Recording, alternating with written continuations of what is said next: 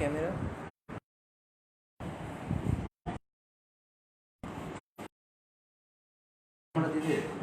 Front দে আর ইয়ে করা যাবে ফ্রন্ট দে, আমার ফ্রন্ট দিলে সুবিধে। কে কি কথা বলছিস বলে আমি বুঝতে পারবো। হচ্ছে হচ্ছে শুরু হয়েছে লাইভ। ফিনিশ হবে, এখানে ক্লিক করবো।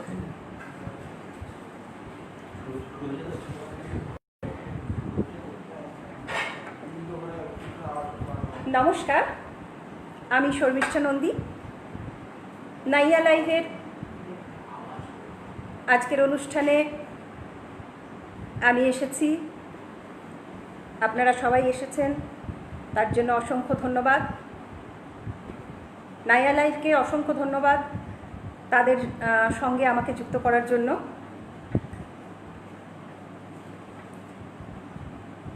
আজ রথযাত্রা, এই পুণ্যতিথিতে সকলকে আমার রথযাত্রার শুভেচ্ছা ভালোবাসা জানাচ্ছি।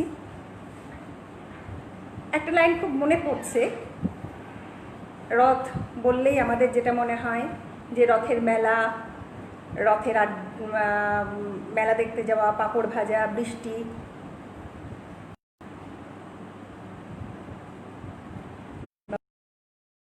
ভিউয়ার্সকে ট্যাপ করতে বলছে।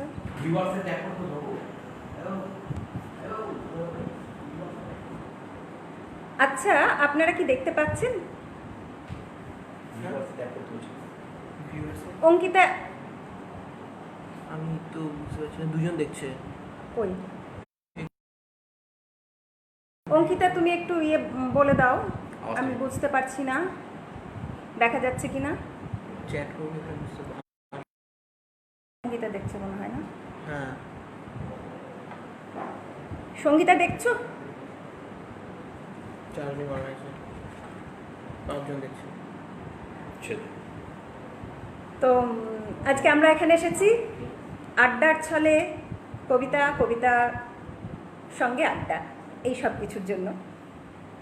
হ্যাঁ, যেটা বলছিলাম যে রথযাত্রা মনে হলেই সেই পুরনো ছোট্টবেলাকার স্মৃতি খুব মনে পড়ে আসে বা মনে পড়ে যায়। বাবার সঙ্গে রথ দেখতে যাওয়া, রথের মেলা দেখতে যাওয়া, এবং সবথেকে বেশি আকর্ষণ ছিল মাটির পুতুল কেনা। যে মাটির পুতুলগুলো ব্যবহার করা হতো ঝুলন পূর্ণিমায়। তো এত বছর জীবনে, এতগুলো বছর তুমি অন্যরকম, সেই জন্য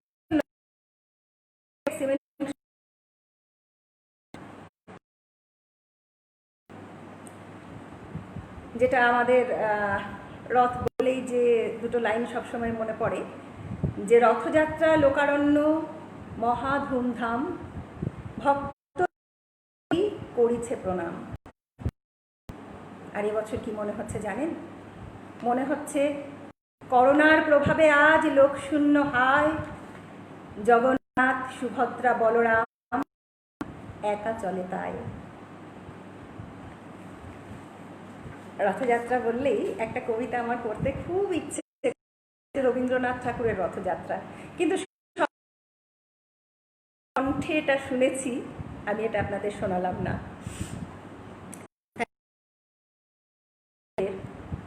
একটা কবিতা আমি আপনাদের শোনাবো, যে কবিতাটা বলতে পারেন আমার জীবনের মানে দিশা। এই কবিতা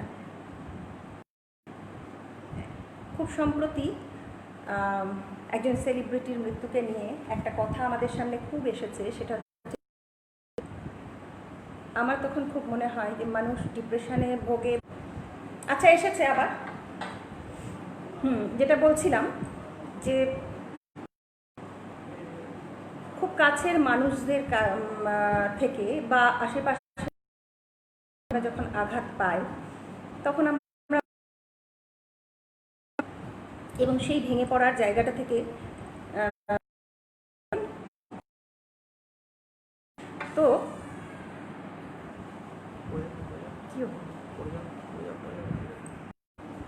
আজকে এই পরিস্থিতিতে অনেকেই হয়তো ফেসবুকে বলছেন যে মন খারাপ হলে আমাকে ফোন করুন, মন খারাপ। কিন্তু সত্যি করে বলুন তো, কার এত সময় আছে যে অন্যের জন্য সময় দেবে? কারণে আসতে হয়।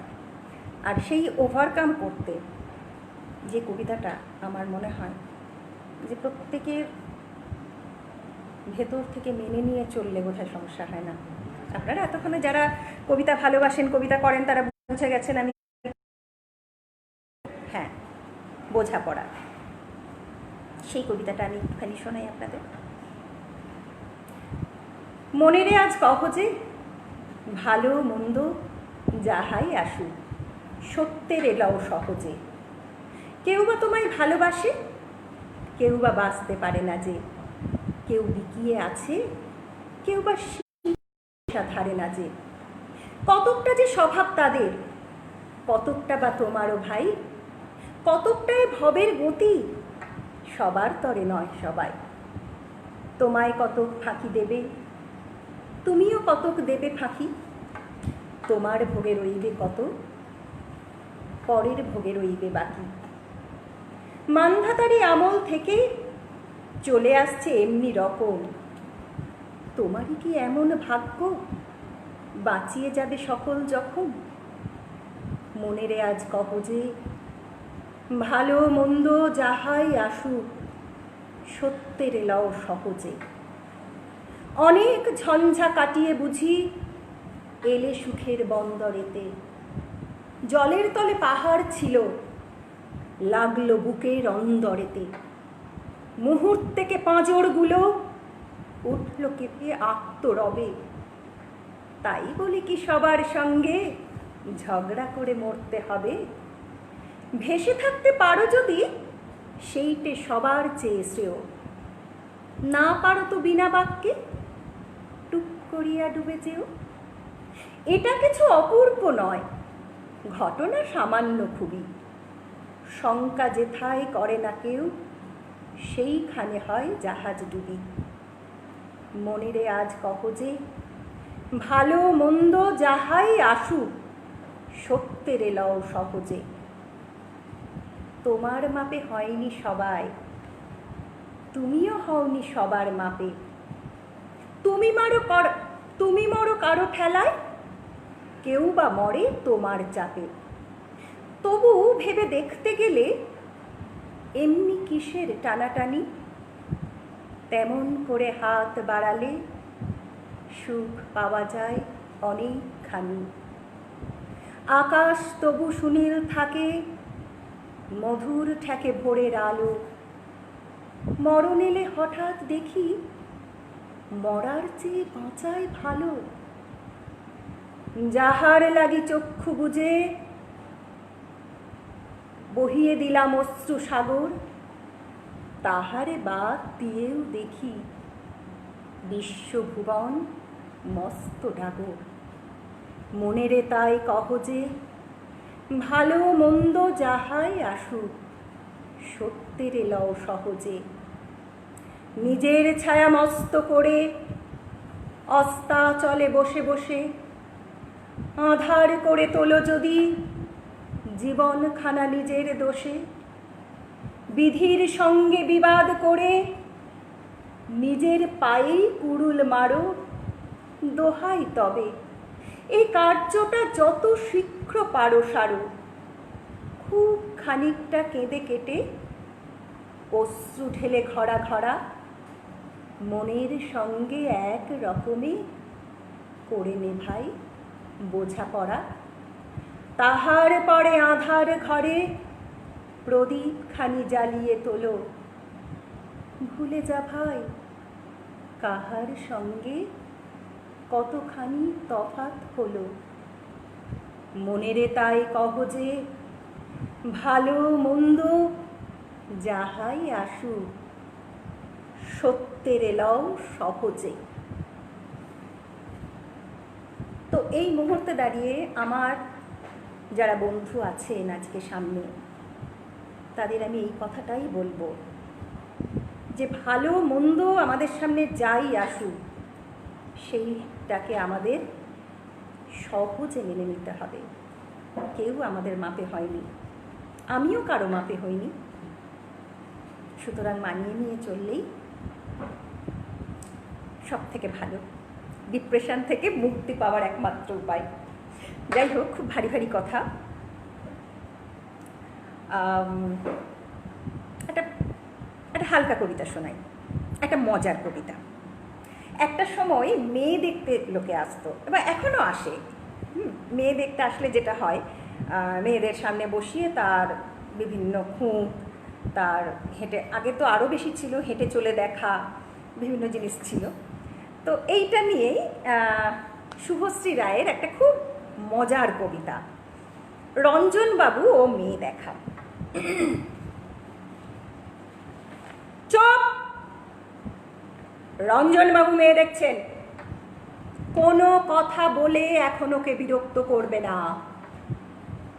দেখা দেখির ওপরই সব কিছু নির্ভর করে বলে উনি মনে করেন। সারা জীবন থাকতে হবে যার সঙ্গে, তার চেহারা ভালো না হলে চলে। রঞ্জনবাবুর সামনে এখন যে মেয়েটি দাঁড়িয়ে আছে, তার চেহারা কতটা ভালো কতটা মন্দ সেটা ওকে দেখতে দিন। সারা জীবন সকাল থেকে সন্ধে যার মুখ দেখতে হবে, যাকে মুখ ঝামটা দিতে হবে, শাসন করতে হবে, যার গর্ভে সন্তান আনতে হবে, সে ভরসা না হলে চলে। রঞ্জনবাবুর সামনে যে মেয়েটি দাঁড়িয়ে আছে, সে আসলে ভরসা কিনা সেটা ওকে ফুটিয়ে দেখতে দিন। নিজের বয়স 38, কমিয়ে 35 বলে। মেয়েটির বয়স 19-এর বেশি হলে চলবে না। মেয়েটা হাঁটে কেমন, হাঁটা দেখলে শরীরে সুরসুরি লাগে তো। হাসে কেমন, হাসিতে বাজনা বাজে তো। এইসব লিখছি বলে রঞ্জনবাবু আপনি আবার রাগ করছেন না তো?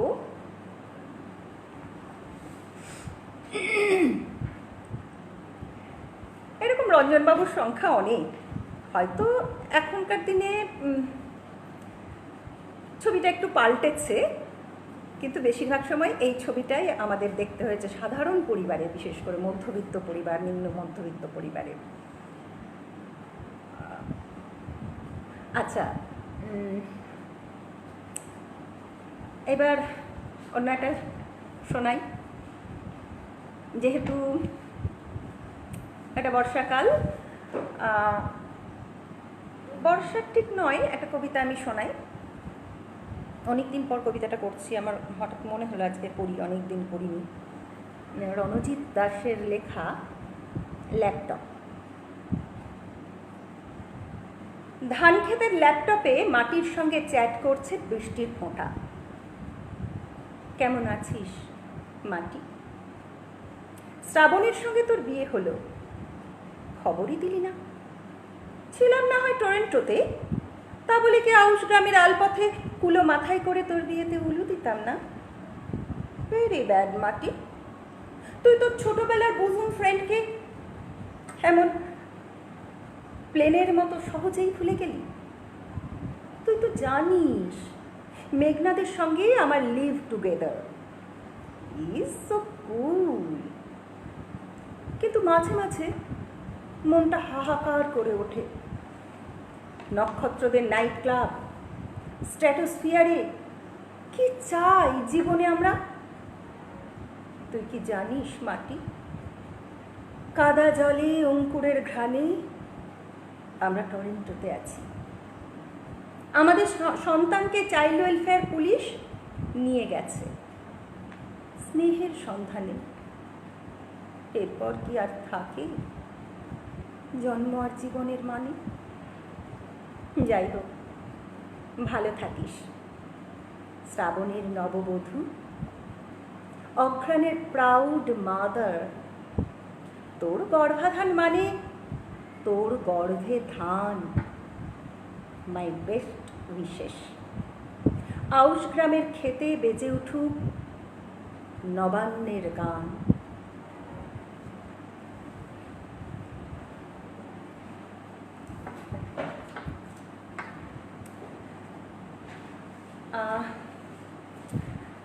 এখন আর একটা সমস্যা আমরা দেখছি, যেটা হচ্ছে সীমান্তে চীনের আক্রমণ। এই সময়ে আমাদের সেনাবাহিনী যারা সেখানে আমাদের জন্য যুদ্ধ করছেন, আমাদের বর্ডারকে যারা সংরক্ষিত রাখছেন, যাদের জন্য আমরা রাত্রে নিশ্চিন্তে ঘুমাতে পারছি, তাদেরকে আমি আমার অন্তরের অন্তঃস্থল থেকে জানাই বিগ স্যালুট, শ্রদ্ধা। এবং তাদের কথা মনে রেখেই আমি সুভাষ মুখোপাধ্যায়ের জননী জন্মভূমি কবিতাটি শোনাচ্ছি আপনাদের।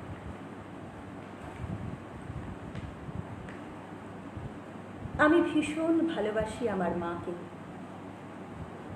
কখনো মুখ ফুটে বলিনি। টিফিনের পয়সা বাঁচিয়ে কখনো কখনো কিনে আনতাম কমলা লেবু। শুয়ে শুয়ে মার চোখ জলে ভরে উঠত। আমার ভালোবাসার কথা মাকে কখনো আমি মুখ ফুটে বলতে পারিনি। হে দেশ, হে আমার জননী, কেমন করে তোমাকে আমি বলি, যে মাটিতে ভর দিয়ে আমি উঠে দাঁড়িয়েছি, আমার দুহাতের 10 আঙুলে তার স্মৃতি। আমি যা কিছু স্পর্শ করি সেখানেই হে জননী তুমি। আমার হৃদয় বিনা তোমারই হাতে বাজে। হে জননী, আমরা ভয় পাইনি যারা তোমার মাটিতে নিষ্ঠুর থাবা বাড়িয়েছে। আমরা তাদের ঘাড় ধরে সীমান্ত পার করে দেব। আমরা জীবনকে নিজের মতো করে সাজাচ্ছিলাম, আমরা সাজাতে থাকব। হে জননী, আমরা ভয় পাইনি। যজ্ঞে বিঘ্ন ঘটেছে বলে আমরা বিরক্ত। মুখ বন্ধ করে অক্লান্ত হাতে হে জননী আমরা ভালোবাসার কথা বলে যাব।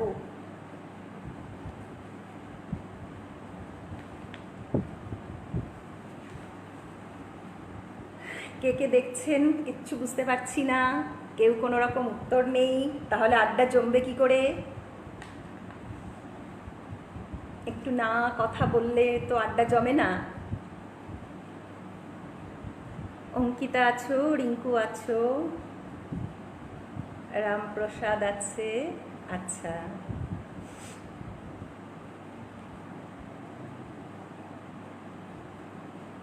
আচ্ছা, আর একটা মজার, যেহেতু করোনা করোনা করোনা, ভয় আর ভীতি, টেনশন, এই সব কিছু নিয়ে আমাদের লেজে গোবরে অবস্থা। আচ্ছা, জাঁতাকলে আমরা পড়েছি, সেই জন্য আমি আজকে ঠিকই করেছিলাম বেশিরভাগ কবিতাগুলোই আমার হবে হাসি বা মজার, খুব সাধারণ, মানে সিরিয়াস কবিতা আমি কম আজকে করব, কারণ আমাদের একটু মুক্তি চাই। সবসময় এত সিরিয়াসনেসের মধ্যে সত্যি বলতে কি আমার থাকতে ভালো লাগে না, একদমই পারি না থাকতে, নিতেই পারছি না। তো একটা বিদ্যুৎ পার্থক্য সুবোধ সরকারের, কেউ কেউ হয়তো শুনেছেন কবিতাটা আমার কাছেই। কাদের আমরা দিল্লি পাঠাই? দিল্লিটা তো পাঠাই, সরকার গঠন হয়, তারাই চালান, তাদের আঙুলের ইয়েতেই আমরা নাচি, আর কি কি হচ্ছে সবই তো আমরা দেখতে পাচ্ছি। তো তাদেরকে নিয়েই একটা কবিতা সুবোধ সরকারের। কাদের আমরা দিল্লি পাঠাই? প্রথমত তাদের যাদের বাংলা ভালো না, মারাঠি ভালো না, কন্নড় ভালো না, আর ইংরেজি শুনলে মনে হয় পেটে ব্যাঙ ঢুকেছে। দ্বিতীয়ত তাদের যাদের ভূগোল ভালো না, ইতিহাস ভালো না, রাষ্ট্রবিজ্ঞান ভালো না। কলেজের ছেলেমেয়েরা এলো প্রশ্ন নিয়ে সদ্য নির্বাচিত এক সাংসদের কাছে, আপনি ক্রিকেট খেলতেন কখনো? হ্যাঁ, খেলতাম। আপনি স্কুলে পড়া পারতেন? হ্যাঁ, পারতাম। আপনি বোমা বানাতেন? না। আপনি খুন করেছেন? না। আপনি ঘুষ নিয়েছেন কখনো? না। আপনি ইলিয়াড ওডিসি পড়েছেন? আমি রামায়ণ পড়েছি। আপনি সিগারেট খান? না। মদ? না। খৈনি? না। আপনি কোনো মেয়েকে অ্যাবিউজ করেছেন? নেহি নেহি নেহি। সমীক্ষায় দেখা গেল আমরা যাদের দিল্লি পাঠাই তারা ঘুষ নেয় না, খুন করে না, খৈনি খায় না। লেডিজ অ্যান্ড জেন্টলম্যান, সমীক্ষায় দেখা গেল আমরা যাদের দিল্লি পাঠাই তারা রামায়ণ পড়ে। লেডিজ অ্যান্ড জেন্টলম্যান, রামায়ণের পাঠক বেড়ে গেছে। আসুন এবার আমরা মহাভারতের ভোটারদের নিয়ে একটা সমীক্ষা চালাই।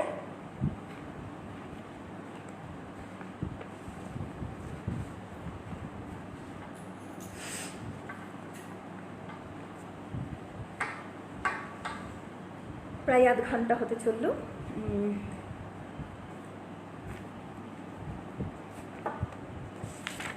আচ্ছা, একটা ছোটদের গল্পটা শোনাই। ছোটবেলায় অনেকেই আঙুল চষেন, আমার ভাইও চষত, এবং এমন তার নেশা, স্কুল থেকে ফিরে আমরা বকাবকি করতাম বা লজ্জা পেত বলে দরজার পাশে লুকিয়ে লুকিয়ে চষত। এদের ছাড়ানোটা সাংঘাতিক একটা ব্যাপার, মানে অনেক সময় নিম পাতা দিতে হয়, অনেক খারাপ জিনিস বেঁধে দিতে হয়, তাও তারা সহজে ছাড়ে না। তো এরকমই একটি ছেলে আঙুল চুষত।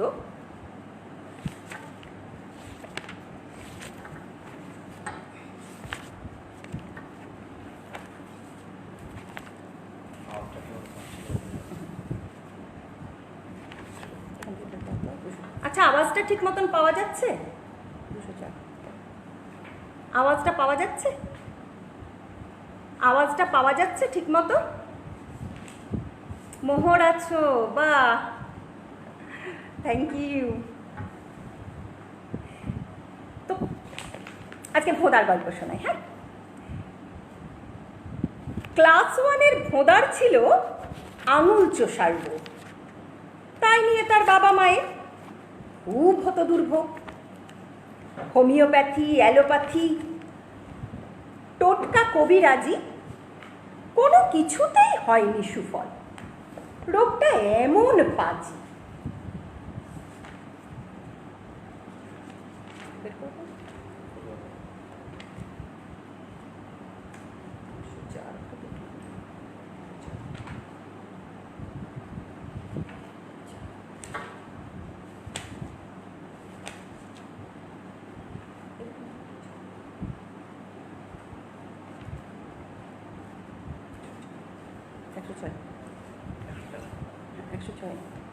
ক্লাস 1-এর ভোনার ছিল আঙুল চোষার রোগ। তাই নিয়ে তার বাবা মায়ের খুব হতো দুর্ভোগ। হোমিওপ্যাথি, অ্যালোপ্যাথি, টোটকা, কবিরাজি, কোনো কিছুতেই হয়নি সুফল। রোগটা এমন বাজে, বাইরে ঘরে সব সময়ে ভোঁদা দিনও রাতে চুস্ত আঙুল, কখনো ডান কখনো বাম হাতের। 3 মাস পর হঠাৎ সেদিন ধর্মতলার মোড়ে দেখা হতেই ভোঁদার বাবা হাতটা আমার ধরে বললে, দাদা কোথায় ছিলেন আমাদেরকে ছেড়ে? আমার ভোঁদার আঙুল চোষার রোগ গিয়েছে সেরে। কেমন করে বলছি শুনুন। আমরা সবাই মিলে অনেক ভেবেই প্যান্টগুলো ওর করে দিলাম ঢিলে। পরলেই প্যান্ট কোমর থেকে যেই না নেমে আসে, অমনি ভোঁদা চেপে ধরে 2 হাতে 2 পাশে। ওইভাবেতেই ঘোরে ফেরে, ওঠে নামে ছোটে, ফলেই আঙুল চোষার সুযোগ পায় না সে আর মোটে। তো এই টোটকাটা আপনারাও কাউকে কাউকে বলে দেখতে পারেন। পরিচিত যদি কেউ থাকে যে আঙুল চষে, বাচ্চাকে নিয়ে ভীষণ মানে নাজেহাল, তাদেরকে এই টোটকাটা দিতে পারেন।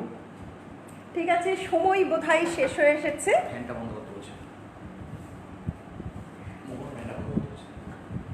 আচ্ছা,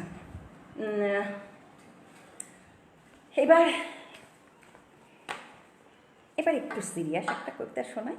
সবগুলোই খুবই মজার মজার হয়ে গেল। একটু মহাভারতের একটা ক্যারেক্টারকে নিয়ে, যে ক্যারেক্টারটাকে নিয়ে খুব বেশি লেখা হয় না, মৈনাক সেনগুপ্তের লেখা উত্তরা। উত্তরা হচ্ছে অর্জুনের ছেলের বউ, অভিমন্যুর স্ত্রী।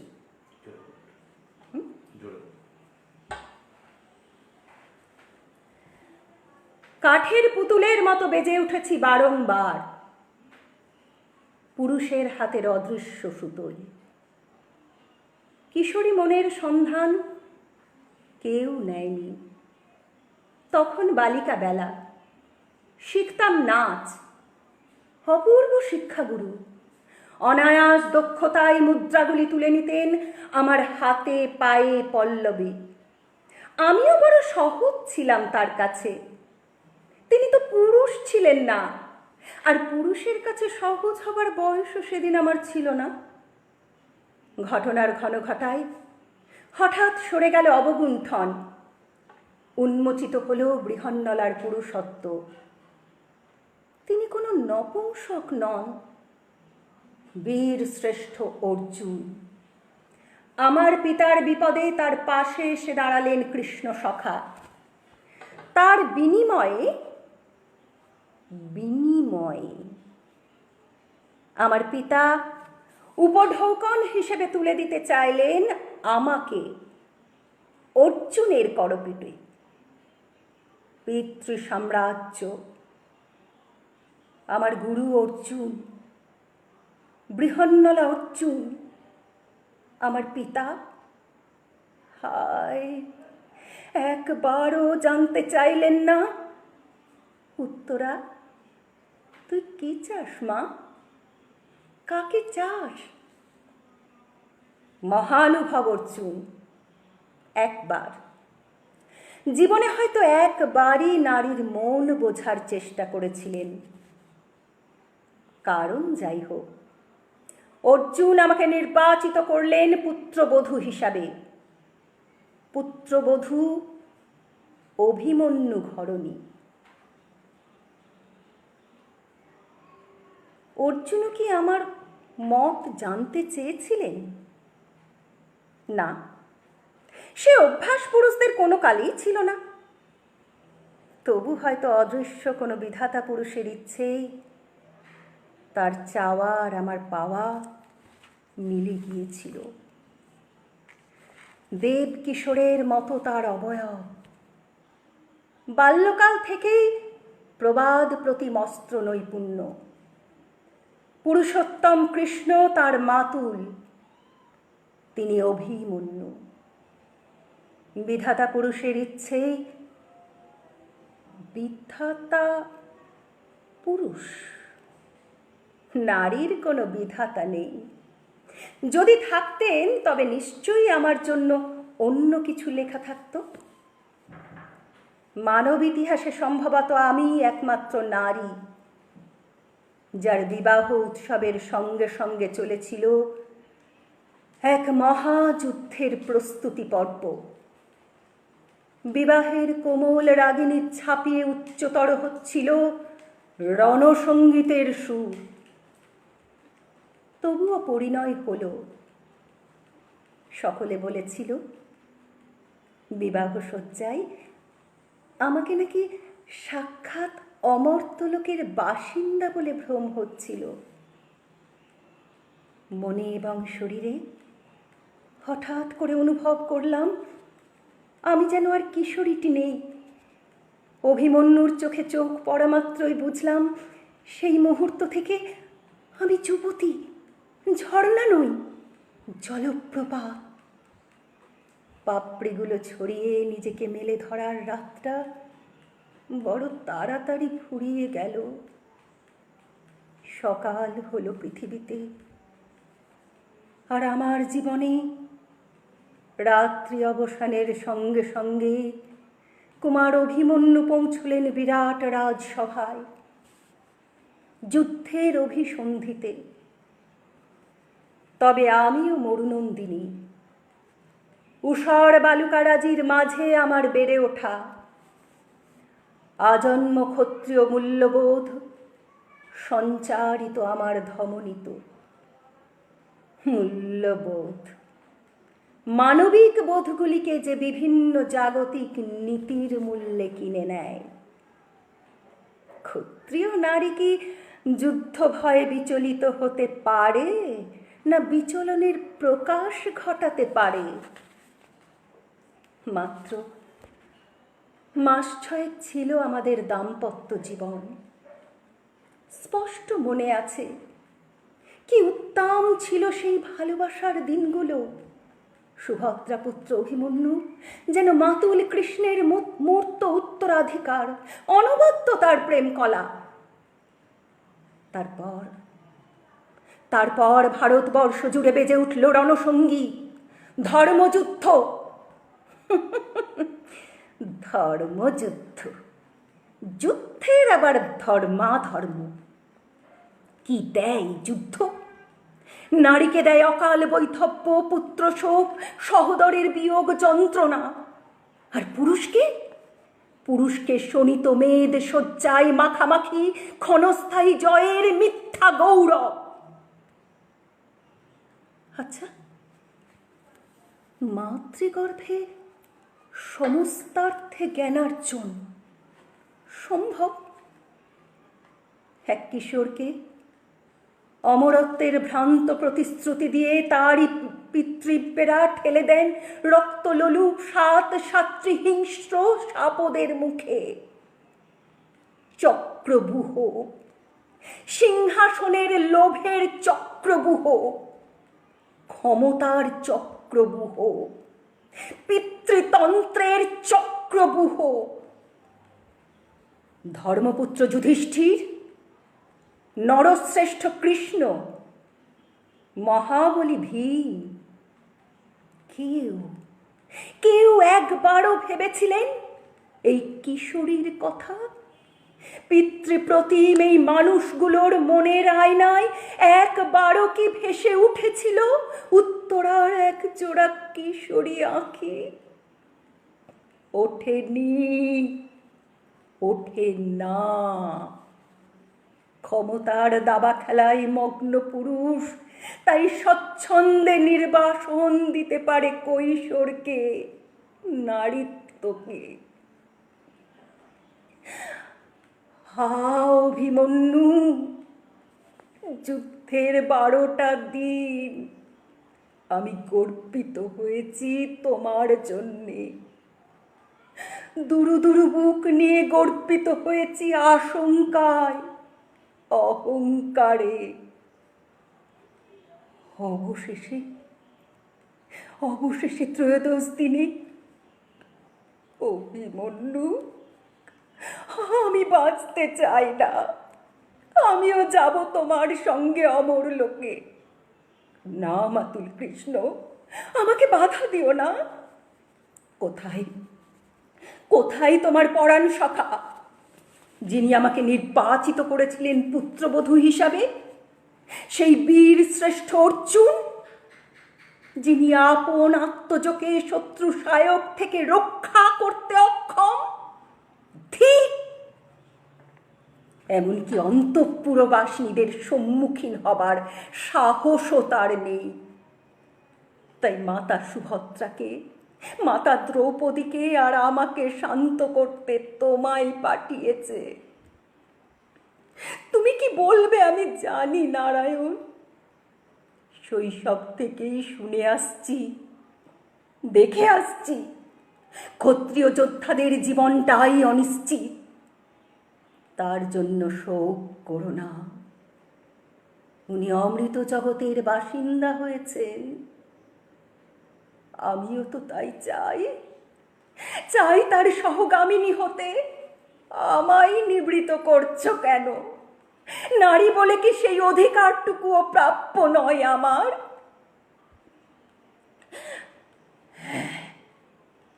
জানি আমি গর্ভবতী। কি হবে, কি হবে এই বদ্ধভূমিতে আরো এক সন্তানের জন্ম দিয়ে? তাকে সুস্থ জীবন দিতে পারবেন তো ত্রিভুবন নিয়ন্ত্রক বাসুদেব? ভ্রূণ হত্যা পাপ, হত্যা পাপ নয়। স্বপ্নকে হত্যা করা, এক কিশোরীর ছোট ছোট স্বপ্নগুলো, পুতুল খেলার জীবনটাকে সত্যি করে তোলার স্বপ্ন। পারলাম না, নিজেকে মারতে পারলাম না অনাগত সন্তানের মুখ চেয়ে। কিন্তু কিন্তু ওরা তো পারলেন। দ্রোণাচার্যের যোগ্য পুত্র অশ্বত্থামা তার তার ব্রহ্মাস্ত্র সংবরণ করতে না পেরে তার লক্ষ্য স্থির করলেন আমার গর্ভ। স্বামী মারা যাওয়ার পঞ্চম দিনে আমার গর্ভস্থ সন্তানটিকেও হারাতে বসেছি। পুরুষ, পৌরুষ, পুরুষত্ব, নিরস্ত্র নারীর অনাগত ভ্রূণ হত্যা করতে যাদের হাত কাঁপে না, সে পুরুষ, সে বীর। না মাধব, পরীক্ষিতকে জীবন ফিরিয়ে দেবেন না। কি করবে ওই জীবন নিয়ে? আমাদের চলে যেতে দিন। যুদ্ধহীন, রক্তহীন, মৃত্যুহীন, লোভহীন অন্য উপত্যকায়। কি রাজা হবে আমার পরীক্ষিত? আমার পরীক্ষিত রাজা হবে?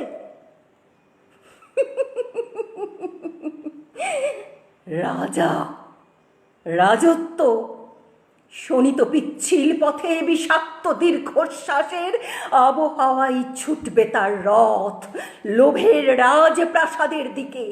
আর সেই রথের চাকায় পিষ্ট হতে থাকবে উত্তরা, উত্তরারা, আর তাদের মতো অনেক নারী, তাদের ছোট ছোট চাওয়া পাওয়া দিয়ে।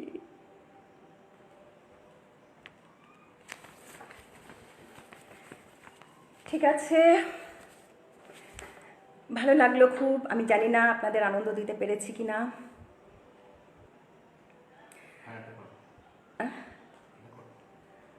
আর না, আর আমাকে 30 থেকে 40 মিনিট সময় দিয়েছিলেন, আমার মনে হয় সেটা হয়ে গেছে। আজকে যারা আমার সঙ্গে থাকলেন এতক্ষণ ধরে, তাদের অসংখ্য ধন্যবাদ। আর আন্তরিক ধন্যবাদ বাবুদাকে, আর বাবুদার কন্যা অঙ্কিতাকে। সবাই ভালো থাকবেন এই বলে আমি আমার অনুষ্ঠান আজকে শেষ করছি।